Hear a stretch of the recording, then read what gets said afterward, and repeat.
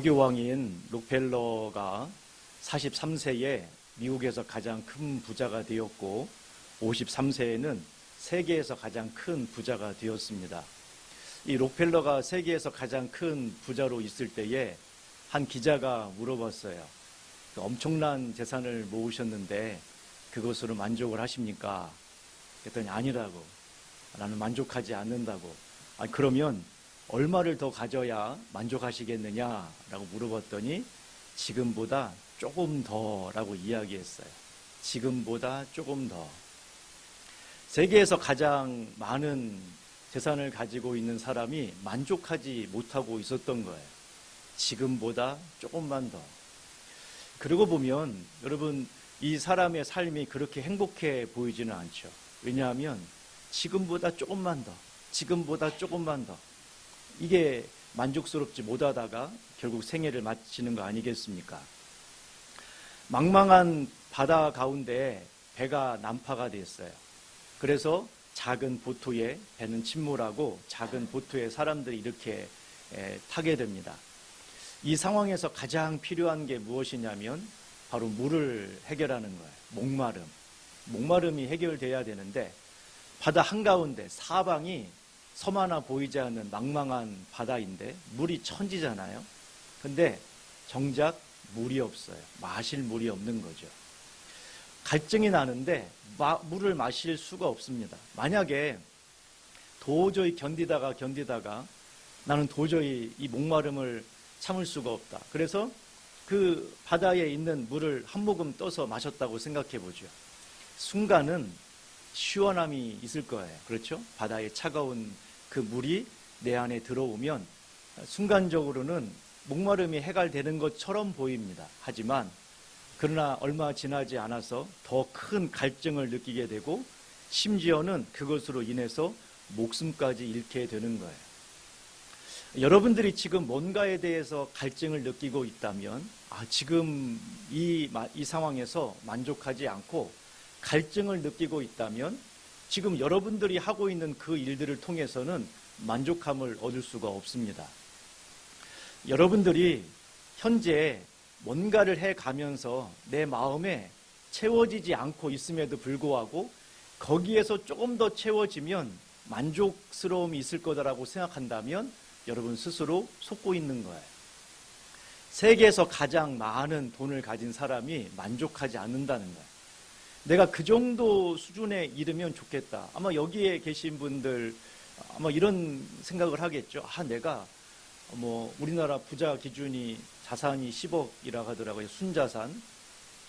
순자산이 10억 정도가 돼야 우리나라의 부자라고 하는 그런 이야기들이 있는데 그렇다면 10억 있는 사람을 찾아가서 물어보세요. 만족하냐고. 당신은 부자니까 만족하며 살겠네요. 그러지 않습니다, 여러분. 생활에 조금 편안함은 있을 수 있겠죠. 불편함이 덜한 것이지 그것 때문에 만족감이 충족되는 것은 아니라는 거예요. 최근에 한 연예인이 그 재테크를 잘해서 텔레비전에 여러 번 나온 적이 있습니다. 그런데 최근에 한 텔레비전 방송에서 다른 연예인과 만나서 자기의 속상함을 이야기해요. 자기가 아껴서 그래서 제가 보기에는 아마 수백억 자산을 갖고 있는 것 같아요. 수백억 자산을 마련했는데 근데 자기가 지금 어떤 상태냐면 치매 초기 증상이라는 거죠. 치매 초기 증상인데 그런데 슬픈 건 무엇이냐면 자녀들이 자기가 가지고 있는 이 돈을 이제 다른 사람한테 주거나 그럴까봐 그 돈을 막 가져가려고 그렇게 하는 자녀들을 보면서 마음이 슬프고 고통스럽다. 그래서 그 연예인이 뭐라고 말했냐면 내 재산을 모두 사회에 환원하고 싶다. 그런 이야기를 했어요. 그 많은 재산이 이 사람에게 그 말년에 기쁨을 주는 게 아니라 고통을 주었던 거죠. 지금 그 삶 속에 기쁨이 채워져 있는 게 아니라는 거예요. 여러분의 마음에 만족함이 없다면 지금 현재의 삶을 계속 더 채워서 만족하게 해야지라고 하는 것은 결코 갈 수 없는 길이라는 거예요. 예수님 당시에 유대인들이 했던 여러 축제들이 있습니다. 그 중에 하나가 초막절이라고 하는 축제예요. 초막절. 이 축제에 어떤 일을 했냐면 제사장들이 주전자를 가지고서 그 실로암이라고 하는 모세 갑니다. 연못에 가서 물을 떠와요. 실로암에 가서 주전자에 물을 담아다가 성전에 그 제단에다가 물을 붓습니다. 이런 행위를 했어요. 이런 일을 했던, 이런 상징적인 의식을 했던 이유가 뭐냐면 이스라엘 백성들이 애굽에서 나와서 광야의 삶을 살잖아요. 광야에 먹을 것도 없고 마실 것도 없는 그 광야와 같은 어려움 속에서 하나님이 반석을 쳐서 물을 내신 것처럼 우리의 삶 속에 뭔가 부족하다고 느낄 때에 하나님께서 그 갈증을 해결하는 물을 주시듯 우리에게 은혜를 달라라고 하는 것을 상징적으로 표현하는 의식이었어요. 그래서 우리의 삶 속에 필요한 그런 물들을 주시고 한마디로 말하면 갈증을 해소하게 해달라는 거죠. 어떤 사람에게 재물이 필요한 갈증을 느끼는 사람에게는 재물의 풍성을 주시고 건강에 갈증을 느끼는 사람에게는 건강함을 주시고 내 삶에 성품의 온유함을 원하는 사람에게는 그런 온유함의 갈증을 해결하게 해주시고 내 삶이 흔들리지 않는 견고한 삶을 살기를 바라는 사람에게는 또 미래에 대한 걱정과 염려가 아니라 편안함과 감사와 기쁨의 삶을 사는 사람에게 그와 같은 것을 달라고 하는 그런 물을 붓고 있었단 말이에요. 초막절에 그런 의식을 하고 있을 그때에 예수님이 사람들을 향하여 큰 소리로 외쳤습니다. 제사장들이 물을 붓고 그것을 주변에서 많은 사람들이 보면서 하나님, 우리의 인생에 이런 갈증들이 있는데 이 갈증이 해소될 수 있도록 주님, 우리에게 은혜를 주세요라고 하는 마음으로 그 의식을 행하는 그 자리에서 예수님이 사람들을 향하여 큰 소리로 외쳤어요. 누구든지 목마르거든 내게로 와서 마시라. 나를 믿는 자는 성경의 이름과 같이 그 배에서 생수의 강이 흘러나오리라. 너희들이 목마르냐? 그럼 내게로 와서 마시라. 그러면 너희 안에서 생수의 강이 흘러넘치게 될 거라는 거예요. 그러면 우리 안에 생수의 강이 흘러넘쳐야 되잖아요. 목마른 자가 내게로 와서 마시라. 그러면 너희 안에 생수의 강이 흘러넘칠 거다. 그러면 대체 이 생수의 강이 뭐냐는 거예요. 그 다음 절에 보시면 이 생수의 강은 성령이라고 말하고 있어요. 성령이 내 안에 오시면 내 안에 생수의 강이 흘러넘치고 부족하지 않게 된다는 거예요. 자, 그러면 여기서 중요한 점이 있죠. 성령을 받으면 내가 10억까지 가는 게 가능한가 보다가 아니에요, 여러분. 내가 왜 10억을 가지려고 하죠? 왜 10억이 필요하다고 느낍니까? 그것은 내 안에 갈증 때문에 그렇죠. 내가 거기만 가지고 있으면 그 정도의 수준을 가지고 있으면 내가 안전할 것 같다라고 하는 그 안정감이 필요한 거잖아요. 그런데 성령이 너희 안에 오시면 10억이 없어도 너희 안에 안정감이 있게 될 거라는 거예요. 내가 건강이 필요한 이유가 무엇입니까? 내가 건강해지면 그러면 나는 지금보다 더 행복해질 것 같다라고 하는 생각 때문에 건강을 위해 기도하죠. 그러나 성령이 오시면 건강과 상관없는 평안이 너 안에 임하게 될 거라는 거예요. 그래서 성령이 우리 안에 임해야만 우리의 심령 가운데 만족함이, 목마름이 사라지게 되는 거예요. 이 성령의 충만함은 선택이 아니라 주님의 명령입니다. 그래서 오늘 18절 뭐라고 말하냐면 오직 성령으로 충만함을 받으라. 오직 성령으로 충만함을 받으라. 소수의 몇 사람만 주어지는 것이 아니라 모든 사람, 이 자리에 있는 모든 사람에게 주시는 거라는 거예요. 그런데 성령의 충만함이 있었을 때 성령이 임해야만 우리 안에 생수의 강이 흘러넘치듯 만족감이 있고 성령의 충만함을 받으라라고 성경은 거듭 이야기하지만 어떤 사람은 에베소 교회처럼 성령이 계신지도 몰라요. 성령이 계신 걸 모른단 말이에요. 뿐만 아니라 성령이 계신 것은 머리로는 알지만 위기 때마다 부르고 사고 때만 부르는 마치 보험회사 직원을 부르듯이 성령을 따라 살지 아니하고 근본적인 목마름의 해결을 얻지 못한 채 가끔 한 번씩 한 모금만 주세요, 한 모금만 주세요 그러고 있단 말이에요. 내 안에 생수의 강이 흘러 넘친다고 말씀하시는데 내 안에 생수의 강이 여러분, 내 안에 생수의 강이 나올 뿐만 아니라 넘쳐 흘러요. 그러니까 다시 말해서 목마를 때 가가지고 한 모금 얻어 먹는 게 아니라 내 안에 생수의 강이 흘러 넘친단 말이에요. 넘친다고요. 부족하지 않단 말이에요. 그러니 우리가 신앙생활을 내가 만족함이 없이 살아가고 있다면 지금 엄청나게 그 본질에서 벗어나 있는 것입니다. 오늘 성경이 말하는 성령의 충만을 받으라 라고 말씀하시는데, 그럼 대체 성령의 충만함이 무엇이고, 성령 충만하면 어떤 결과가 있고, 그리고 어떻게 해야 성령의 충만함을 받을 수 있는지를 함께 나누고자 해요. 성령 충만함에 대해서, 성령 충만함이 무엇인지 알고자 한다면 먼저 성령 충만함이 아닌 것을 알아야 돼요. 성령 충만함에 대한 오해들을 사람들이 많이 갖고 있는 게 있어요.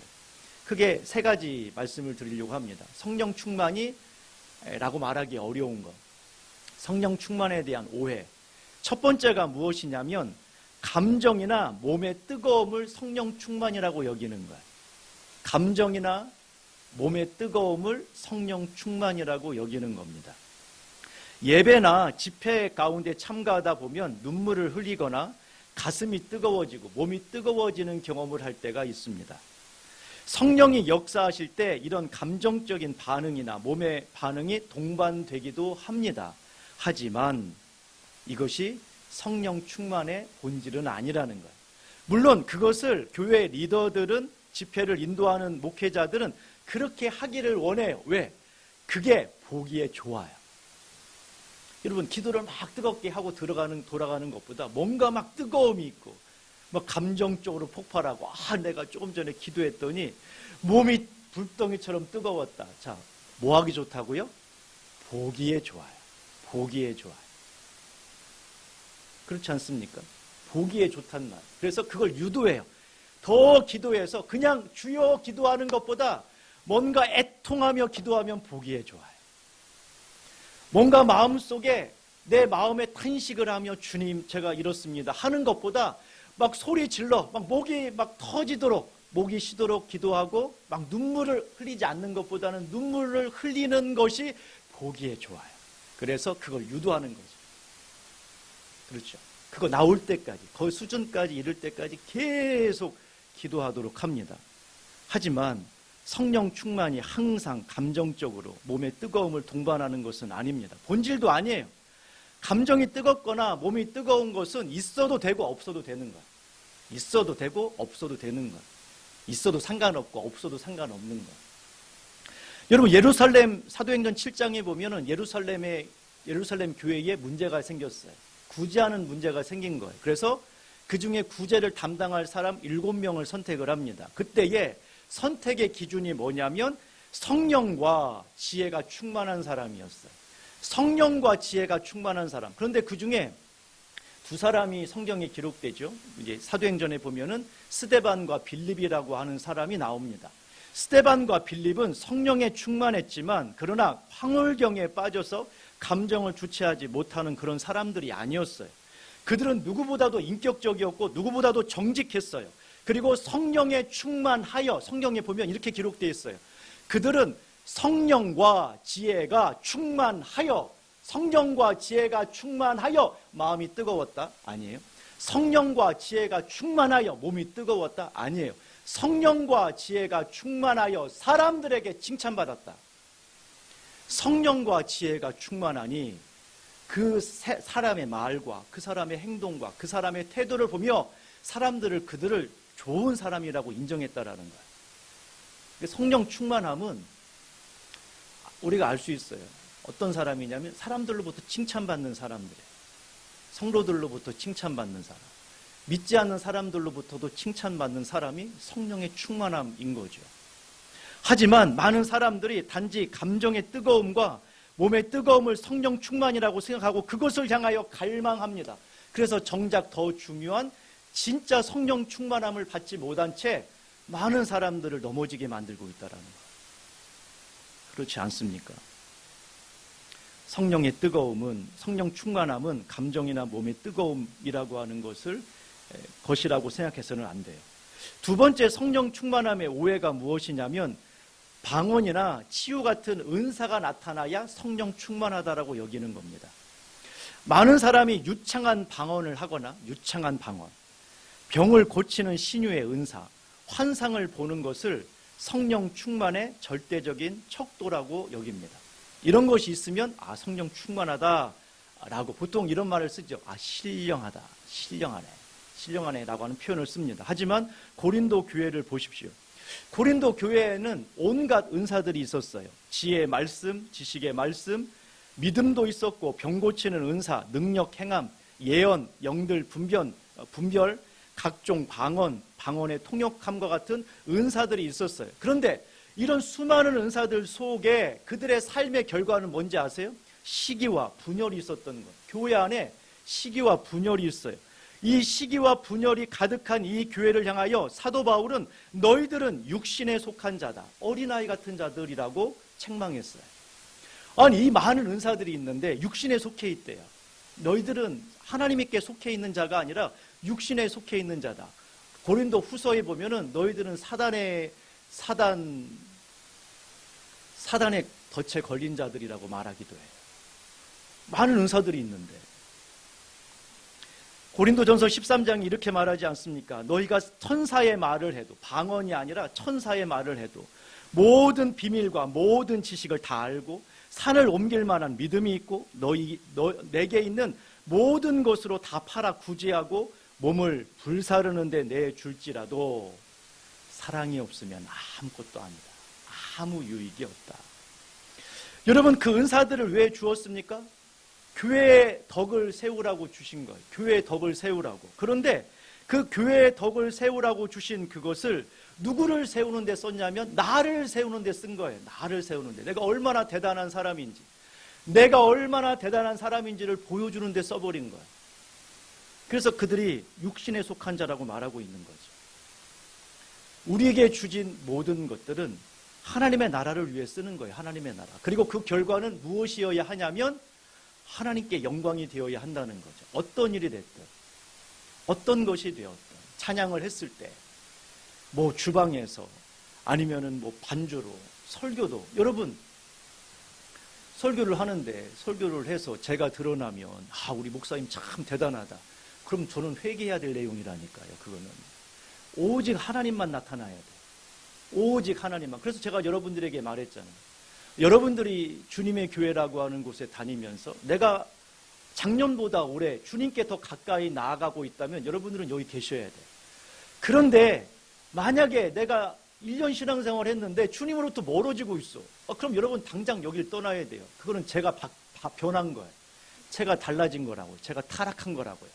말은 그럴듯한데 여러분의 삶이 점점 주님으로부터 멀어지고 있어. 그러면 여러분 자신이나 우리 교회를 돌아보아야 한다고요. 하지만 만약에 그것이 내가 주님께 가까이 가고 있는데 그것이 나에게 괴로움이 있다면 어떻게 하셔야 돼요? 나를 변화시켜야 되는 거죠. 그때는 나를 변화시켜야 한다는 거예요. 여러분, 은사라고 하는 것은 교회의 유익을 위해서 하나님이 주신 선물입니다. 그것은 그 사람의 영적인 척도를 나타나는 게 아니에요. 마치 그것을 은사를 그 사람의 영적인 척도로 여기는 사람은 이런 거하고 똑같은 거예요. 성가대에 있는 사람은 신앙이 막 레벨이 높고 교회 청소하는 사람은 레벨이 떨어져. 이게 말이 되는 얘기예요? 말도 안 되잖아요. 여러분, 앞에서 찬양을 하는 성가대는 레벨이 높고 저 뒤에서 쓰레기 버리고 주방에서 땀 흘려 봉사하는 사람은 레벨이 낮은 건가요? 아니죠. 그거하고 상관없는 거예요. 그 각자의 자리에서 그 역할을 하는 거죠. 그게 은사를 주신 목적인 거예요. 그런데 우리는 어느 순간인가 그걸 나눠요. 그 고린도 교회가 그렇게 했다니까요. 고린도 교회가 은사가 레벨이라고 생각했어요. 영적인 레벨. 그래서 영적인 레벨 중에 높은 자가 누구야? 봤더니 다른 건 다 은사가 하나인데 방언은 여러 개를 할 수 있어요. 그래서 방언을 많이 말하는 것을 레벨이 높은 걸로 여겼단 말이에요. 레벨이 높은 걸로 여겼어요. 그런데 여러분, 이 레벨이 높은 것에 대해서 사도 바울이 방언을 많이 얘기했을까요? 적게 했을까요? 방언을 많이 하지 않았어요. 그러니까 방언의 숫자를 많이 하지 않았다고요. 그 사도 바울이 고린도 교회에서 무시를 당했습니다. 고린도 교회에서 무시당했어요. 바울은 뭐 자랑할 만한 게 하나도 없는 거야. 근데 여러분, 바울이 고린도 후서에서 뭐라고 말합니까? 야, 저들이 이스라엘 사람이냐? 나도 이스라엘 사람이다. 내 안에 이방인의 피가 단 한 방울도 섞이지 않았다. 나는 예루살렘 가말리엘, 우리로 말하면 서울대 법대 출신이다. 자기가 그런 얘기를 한 적이 없다니까요, 사도 바울은. 그런가 하면 나는 철저하게 율법에 하나 흠이 없는 사람이다. 난 열심으로는 누구에게도 뒤지지 않는다. 그렇죠. 외국에까지 가가지고 예수 믿는 사람을 잡으러 갔으니 얼마나 열심히 특심해. 거기에다가 고린도 후서에 보시면 내가 천국에도 다녀왔다라고 말해요. 여러분, 사도 바울에게는 자랑할 만한 것이 많이 있었어요. 그런데 1년 6개월 동안 목회를 했어요. 사도 바울이 고린도 교회에서 1년 6개월 동안 목회를 했는데 단 한 번도 자신은 성도들, 사도 바울이 그런 이야기를 하거든. 아니, 너희들보다 방언 많이 한다. 그런데 한 번도 자신이 성도들보다 방언을 많이 말한다는 걸 말하지 않았어요. 자기가 온전한 이스라엘 사람이고 열심으로 특심이고 천국에 다녀온 거, 자신이 여러분 아버지로부터 로마 시민권자인 것을 한마디도 말하지 않았다고요.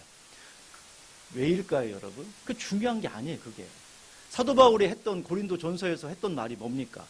오직 십자가가 최고의 가치이고 지혜이고 명철이고 한 능력이다. 그것만 자랑했어요, 그것만. 여러분, 이런 절대적인 은사가 교회의 유익을 위해서, 때로는 그것이 어떻게 성령 충만이라고 하는 것은 은사가 있느냐로 보는 게 아니라 은사를 어떻게 사용하고 있느냐로 판단해야 된다는 거예요. 그런가 하면 성령 충만이라고 하는 것은 한 번 받으면 계속 유지된다고 하는 생각입니다. 이것도 엄청난 오해입니다. 성령 충만은 한 번 받았다고 해서 보장되는 게 아닙니다. 매일매일 채워가야 돼요. 그러면 성령 충만이 무엇일까요, 여러분? 오늘 사도 바울은 성령 충만이 무엇인지를 어떤 거와 같이 비교해서 설명을 했어요. 그게 뭐냐면 18절입니다. 자, 18절 한번 같이 볼까요? 18절. 술 취하지 말라. 이는 방탕한 것이니 오직 성령으로 충만함을 받으라. 자, 사도 바울은 성령 충만함을 뭐와 이렇게 비교했냐면 술 취함으로 비교했어요. 자, 여러분, 예전에 이제 예수님을 믿기 전에 술을 취했다. 또는 여러분 주변에 술을 마신 사람을 보세요. 술을 마시기 전과 마신 이후에 차이가 있어요, 없어요?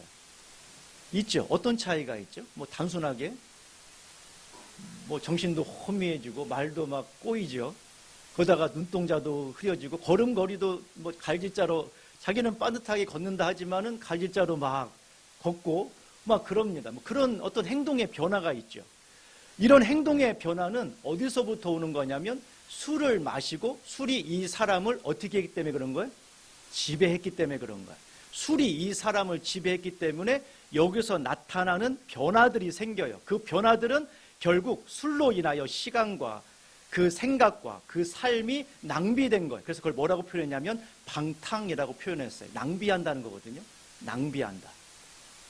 허비했다라는 거예요. 시간을, 생각을 낭비했다. 기회를 낭비했다라는 거예요. 그러면 오직 성령의 충만을 받으라라는 것은 뭐냐면, 잘 보세요. 이렇게 생각해요. 오직 성령의 충만을 받으십시오. 집회에서 성령의 충만을 받아라. 성령의 충만을 받아라. 라고 하면, 아, 그래. 나 오늘 성령의 충만을 받아야겠다. 자, 그러면 뭘 받아야 된다고 생각을 해요? 자, 성령의 충만을 받아야겠다. 나 오늘 기도할 때 성령 충만을 받아야지. 나 오늘 성령 충만 받기 전까지는 집에 안 갈 거야. 그럼 뭘 받겠다라는 거예요? 보통. 뭐 능력 받겠다. 뭐 은사를 받겠다. 이거잖아. 나 은사 줄 때까지 나 성령 충만해서 나 은사 받을 때까지 나 집에 안 갈래. 그런데 여러분, 이건 성령 충만이 아니라고 말씀드렸죠. 성령 충만이라고 하는 것은 뭐냐면 성령이 내 안에 와서 나를 지배하는 거예요. 나는 성령을 통해서 뭘 받고 싶으냐면 방언을 받고 싶어요. 방언을. 그래서 나는 작정을 했어요. 일주일 전부터 방언을 작정을 했단 말이에요. 받기로 작정을 했어요. 그리고 이제 막 기도해서 이 자리까지 왔어요. 그리고 기도하는 거예요. 하나님, 저한테 방언을 주시옵소서. 방언을 주시옵소서. 왜 안 주시는 거예요? 방언 주시옵소서 했단 말이에요. 그런데 하나님이 그렇게 마음에 감동을 주세요. 나는 너한테 방언을 주기를 원하는 게 아니라 지혜를 주기를 원한다. 자, 그러면 어떻게 해야 되죠? 어떻게 해야 되죠? 내가 가진 방언에 대한 갈망을 내려놓아야 돼. 그리고 주님을 향하여 주님을 향한 뜻을 내가 받아들여야 돼. 그것이 성령의 충만함이에요. 왜 우리가 우리 안에 성령의 충만함, 왜 갈증을 느끼느냐? 이 과정을 안 겪어버린 거야. 성령을 충만해라 라고 얘기하면 더 달라요. 더 달래. 더 달래. 은사도 주시고 이것도 주시고.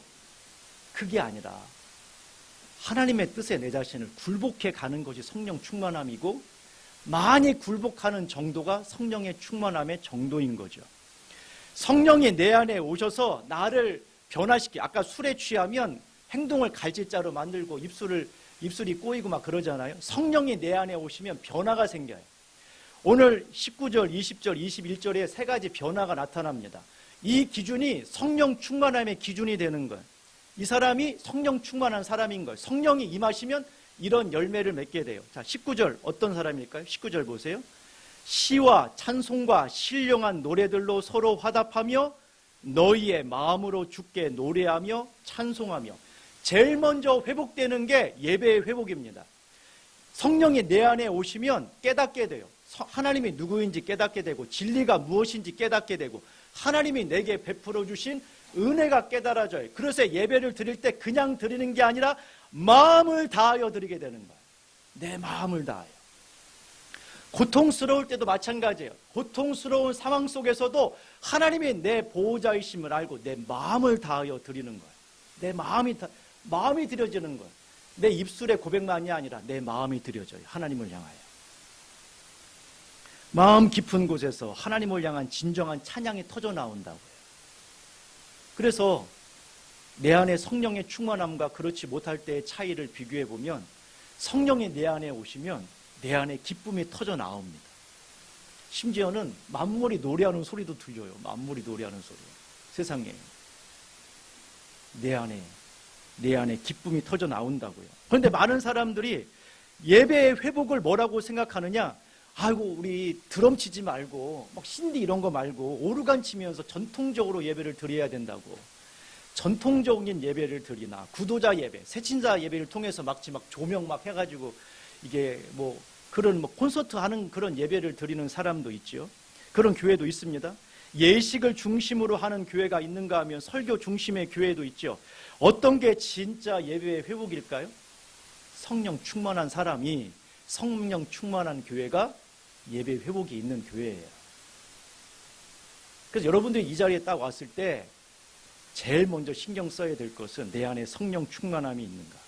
내 안에 성령 충만함이 있으면 내 안에 감격이 터져 나온다는 거예요. 하나님에 대한 찬양과 예배와. 여러분, 어떤 것도 그 찬양에 방해가 되지 않아요. 온도 아무 문제가 되지 않아요. 소리 아무 문제가 되지 않아요. 아무런 걸림이 없다라는 거예요. 예배가 회복이 됩니다. 두 번째, 성령 충만하면 두 번째 20절 보세요. 20절에 보시면 범사에 우리 주 예수 그리스도의 이름으로 항상 아버지 하나님께 감사하며. 뭐가 회복이 돼요? 감사가 회복이 돼요. 그런데 그냥 회복이 되는 게 아니라 범사에 항상이라고 하는. 여러분, 언제 감사할 수 있어요? 여러분, 좋을 때만 감사하는 게 아니라 상황이 좋지 않을 때에도 감사할 수가 있다는 거예요. 그 얘기는 뭐냐면 성령 충만한 사람은 환경에 지배당하지 않는다는 거예요. 왜 우리가 감정이 좋았다 나빴다 하는 줄 아세요? 여러분, 감정이 좋았다 나빴다 하는 것은 우리 때문에 그런 게 아니에요. 환경에다가 내 감정을 맞추고 있기 때문에 그래요. 환경에다가 내 감정을 맞춰요. 그러니까 환경이 좋으면 감정도 같이 좋아지고, 상황이 안 좋으면 그냥 안 좋은 거예요. 누군가가 나한테 좋은 얘기 해주면 나도 갑자기 기분 좋고, 누군가가 나한테 좋지 않은 이야기를 하면 또 감정이 떨어져. 그러니까 이게 지금 그냥 환경에 따라서 내 말이 왔다 갔다 한단 말이에요. 그런데 성령 충만한 사람은 그런 환경에 자기를 두지 않아요.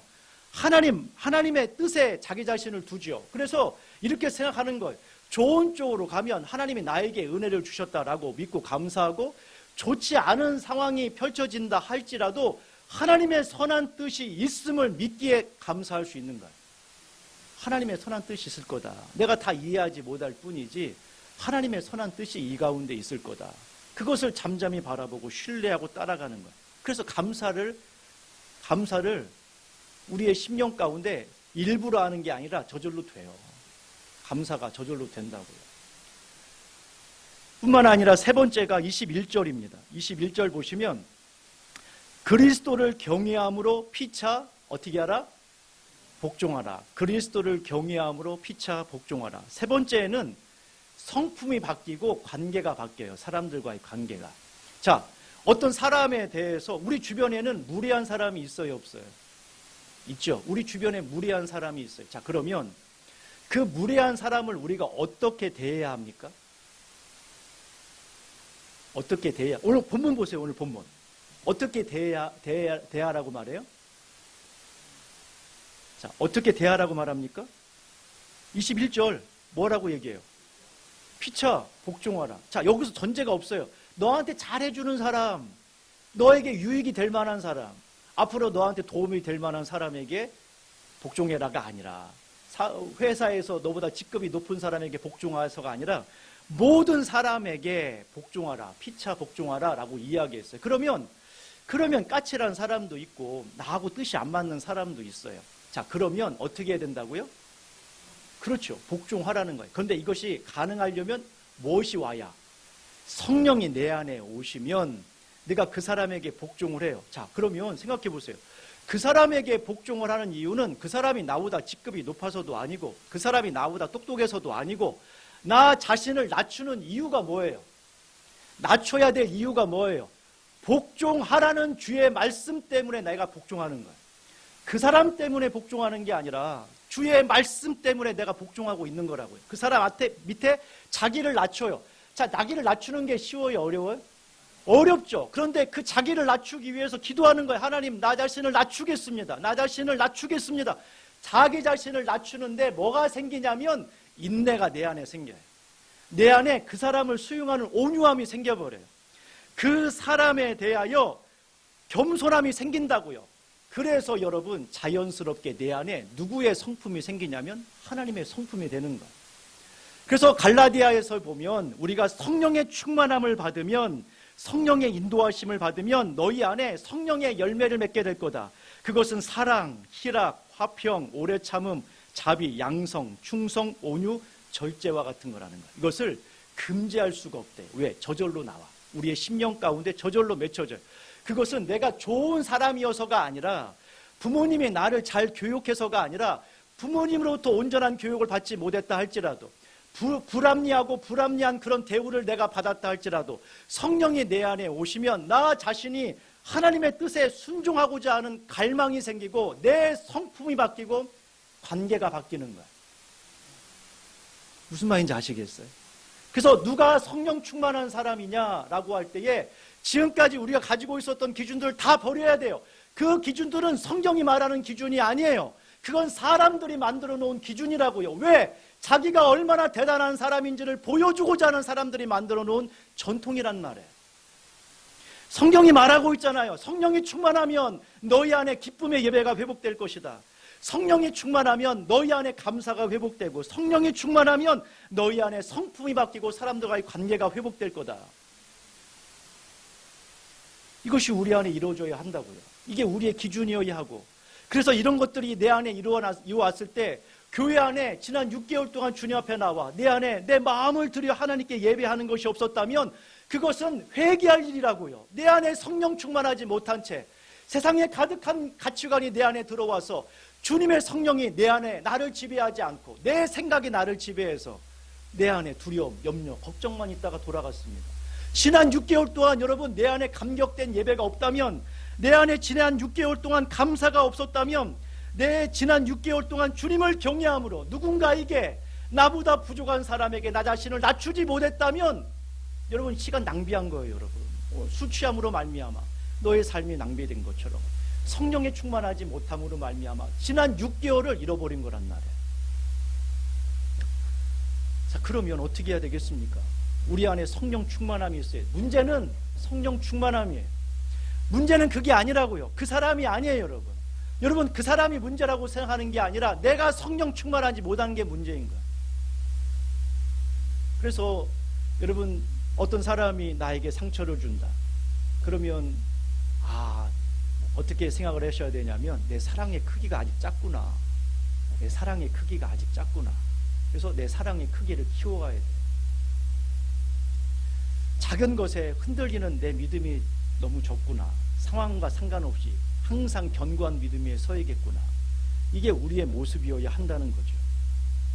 그러면 성령 충만해야 되지 않습니까? 성령 충만함이라는 것은 감정의 뜨거움이나 몸의 뜨거움, 물론 성령이 임하시면 그런 현상이 잠시 나타날 수 있어요.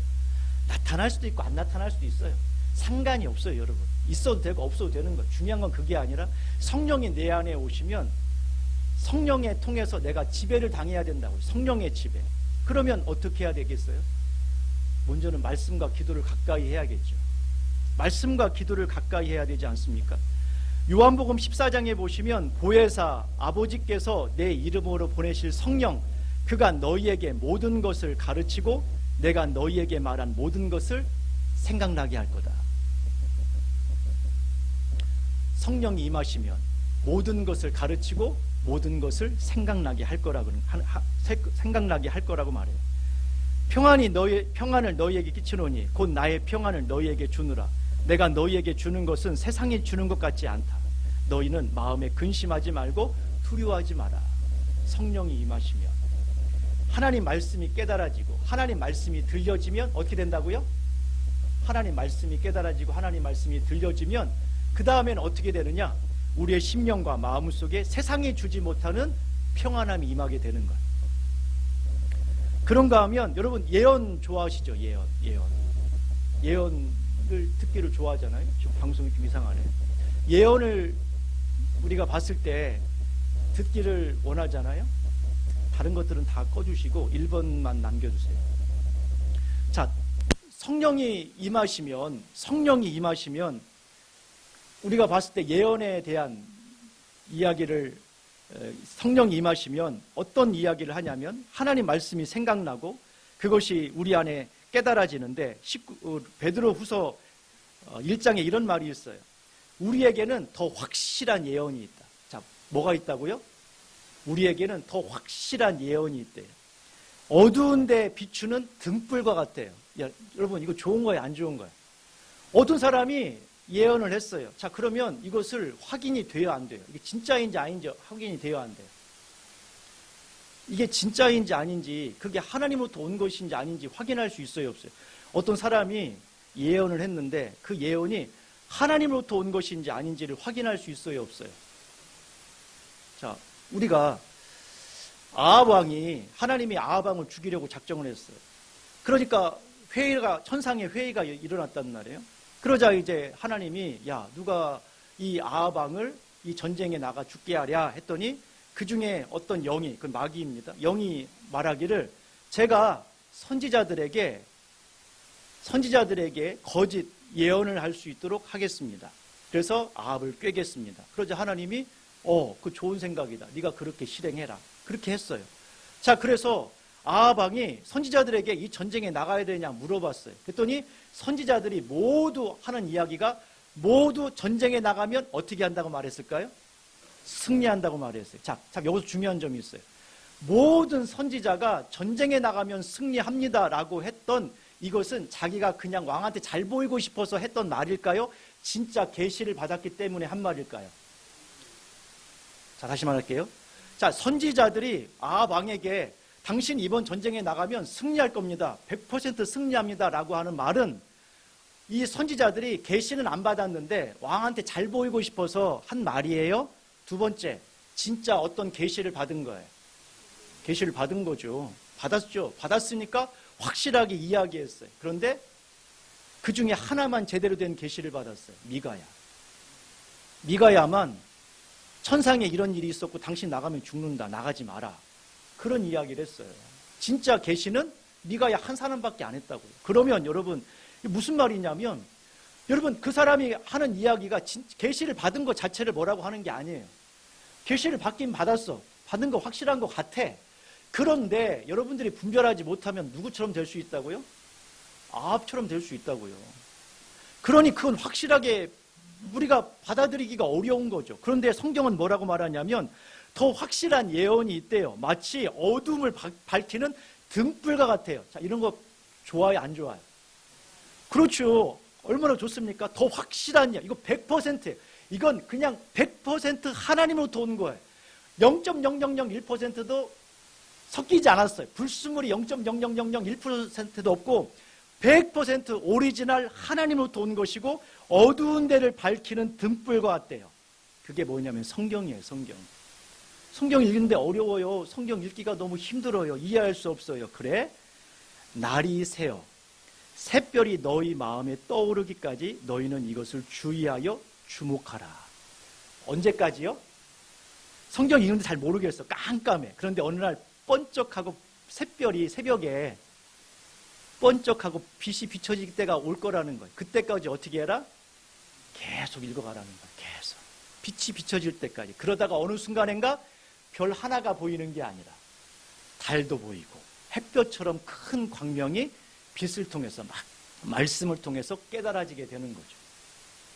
여러분, 그 사람이 예언한 것이 100%인지 아닌지 확인하기 어려운 것보다 아니 100% 다른 것이 섞이지 않는, 불순물이 섞이지 않는 말씀을 가까이 하고 그 말씀을 나 자신에게 비추어서 그 말씀을 통해 내 자신에게 드러나는 어두움들을 물리치고 나 자신을 바꾸어 가는 것.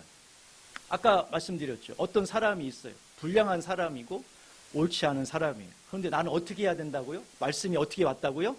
너는 어떻게 하라? 복종하라.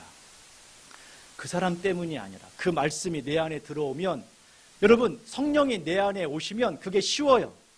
성령이 내 안에 오시면 복종하는 게 쉽습니다. 어렵지 않아요. 절대 어렵지 않아요. 그런데 성령이 내 안에 오시지 않고 내가 주인 되면 그거는 불가능한 일이에요. 경험하신 분들은 아실 거예요. 성령이 내 안에 오시지 않고 내가 그것을 내가 복종해야지라고 하는 사람은 그게 불가능한 일이라고요. 그런데 성령이 나를 다스리면 그것은 전혀 어려운 일이 아니에요. 도리어 그 일을 하지 않으면 불편하죠, 마음이. 나 자신이 복종이 되는 거예요. 그 딸을 따라간단 말이죠. 우리의 심령과 마음 속에 여러분 말씀을 따라가셔야 합니다. 내 생각과 내 판단, 내 경험, 그것이 아니라 말씀이 나에게 뭐라고 이야기하느냐, 그 말씀이 나에게 말씀하시기에 내가 그 뜻을 따라가면 하나님이 좋은 결과를 줄 거라고 하는 신뢰를 가지고 나 자신을 계속해서 말씀 앞에 굴복시켜 가는 과정, 그게 성령 충만함의 과정이고 신앙생활인 거예요. 여러분 안에 신앙생활을 하는 가운데서도 여전히 갈증이 있다. 신앙의 갈증, 삶의 만족함이 없이 이렇게 살아가고 있다면 여러분, 그것은 여러분 안에 성령 충만함이 없는 거예요. 성령 앞에 내가 굴복하지 않고 있는 거란 말이에요. 오늘부터 여러분의 인생을 바꿔가세요. 하나님 말씀을 가까이 하고 그 말씀에 자기 자신을 굴복하고 그래서 그 결과가 무엇인지 보시라는 거예요. 그러면 여러분들이 보지 않았던 것이 보이게 될 것이고 여러분들이 경험하지 못한 하늘의 평강을 경험하게 될 거예요.